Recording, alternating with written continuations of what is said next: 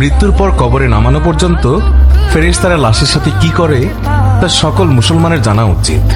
আজরাইল যখন আত্মা কবজ করে নেন তখন আত্মা দেহকে বলে, হে দেহ, আল্লাহ তোমাকে সুপ্রতিদান দিক।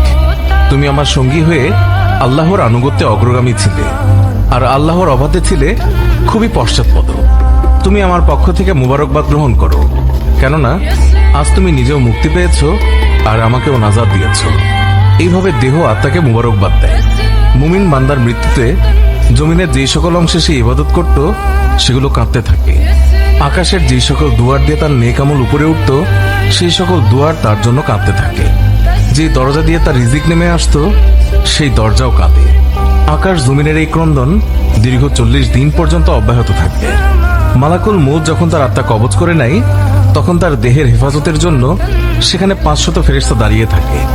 যদি কেউ তার লাশের পাশ ফিরাতে চায় তখন ফেরেশতারাও এই কাজে মানুষের সহযোগিতা করে।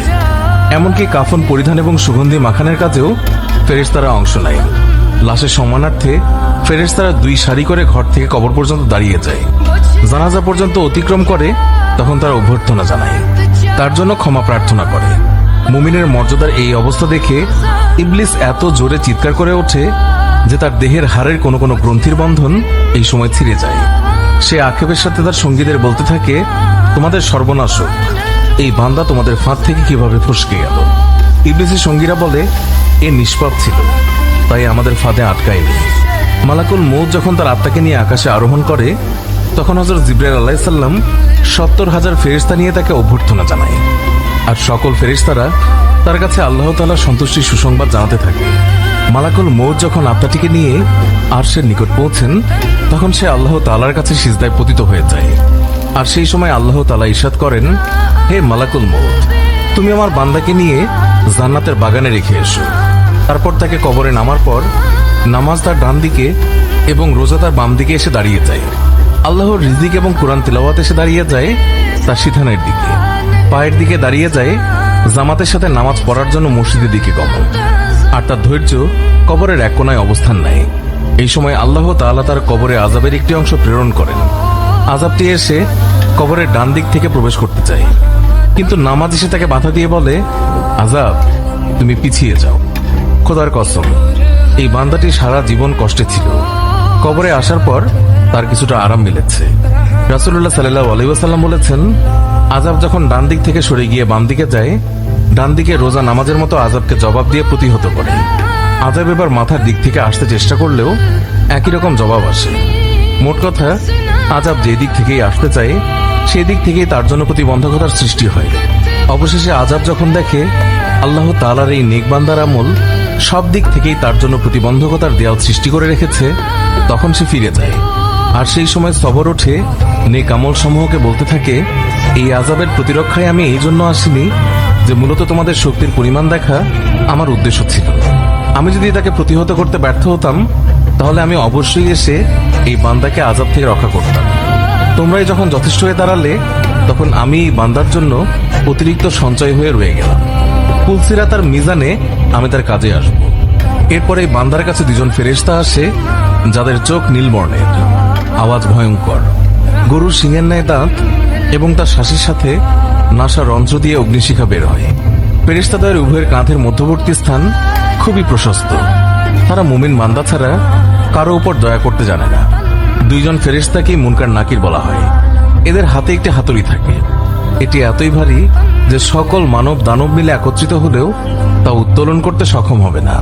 এই 2 জন ফেরেশতা কবরে প্রবেশ করে লাশকে বলে, উঠে বসো। লাশ তৎক্ষণাৎ উঠে বসে যায় এবং কাফনের কাপড় খুলে যায়। ফেরেশতা তখন জিজ্ঞাসা করেন, তোমার প্রভু কে, তোমার ধর্ম কি এবং তোমার নবী কে? এর জবাবে সে বলে, আমার রব হলেন আল্লাহ তাআলা, যার কোনো অংশীদার নেই। আমার ধর্ম ইসলাম, আর হযরত মুহাম্মদ সাল্লাল্লাহু আলাইহি ওয়াসাল্লাম হলেন আমার নবী। তারপর আর কোনো নবীর আগমন হবে না। ফেরেশতারা জবাব শুনে বলল, তুমি সত্য বলেছ। অতঃপর কবরকে চারদিক থেকে প্রশস্ত করে বলেন, তুমি উপরের দিকে একটু তাকিয়ে দেখো। সে উপরে তাকায়, তখন আকাশের শেষ সীমানা পর্যন্ত তার চোখের সামনে ভেসে ওঠে। ফেরেশতারা বলেন, হে আল্লাহর বন্ধু, এটা তোমার আবাসস্থলের ঠিকানা। আল্লাহর আনুগত্যের বিনিময়ে তুমি এটা পেয়েছ।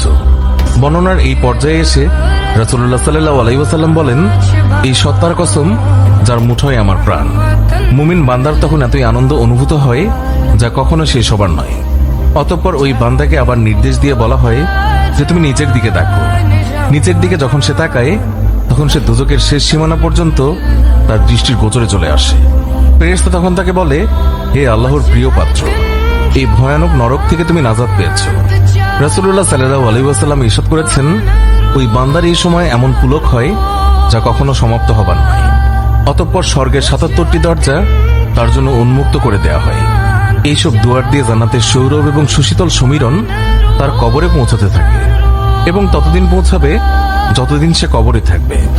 রাসূলুল্লাহ সাল্লাল্লাহু আলাইহি ওয়াসাল্লাম আলোচনার ধারাবাহিকতা অব্যাহত রেখে বলেন, এরপর আল্লাহ তাআলা মালাকুল মউতকে নির্দেশ দিয়ে বলেন, তুমি আমার দুশমনের নিকট যাও এবং তাকে আমার কাছে নিয়ে এসো। আমি প্রাচুর্যের সাথে তাকে রুজি দিয়েছি, সীমাহীন নিয়ামতের বাড়িপাত করেছি তার উপর, কিন্তু সে আমার সাথে শুধু অবাধ্যতাই করে ফিরেছে। এবার এই দুশমনকে আমার সামনে হাজির করো। মালাকুল মউত আল্লাহর নির্দেশ পেয়ে এমন কদাকার বেশি ওই বান্দার নিকট আগমন করে যে কেউ কোনোদিন এমন ভয়ঙ্কর আকৃতি দেখেনি। তার 12টি চোখ থাকে, তার কাছে এমন একটি লৌহ শলাকা থাকে যা শাখা ও কাঁটা বিশিষ্ট।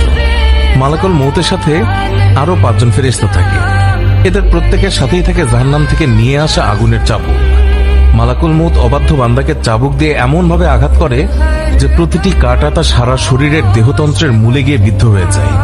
অতঃপর সেটি পাকিয়ে টেনে বের করে এবং তার পায়ের নখের তলদেশ থেকে পর্যন্ত আত্মাকে বের করে নিয়ে আসে। তারপর সেই লৌহ শলাকাটি তার উভয় পায়ের গোড়ালিতে ঢুকিয়ে দেওয়া হয়। তখন আল্লাহর এই দুশমনের এতই কষ্ট হয় যে বেদনায় সে কাতরাতে থাকে। এমন সময় বাকি ফেরেশতারা তাদের হাতের চাবুক দিয়ে তার মুখমণ্ডল এবং পশ্চাৎ দেশে অনবরত প্রহার করতে থাকে। এই সময় তার আত্মাকে টেনে সারা দেহ থেকে গোড়ালিতে নিয়ে আসা হয়।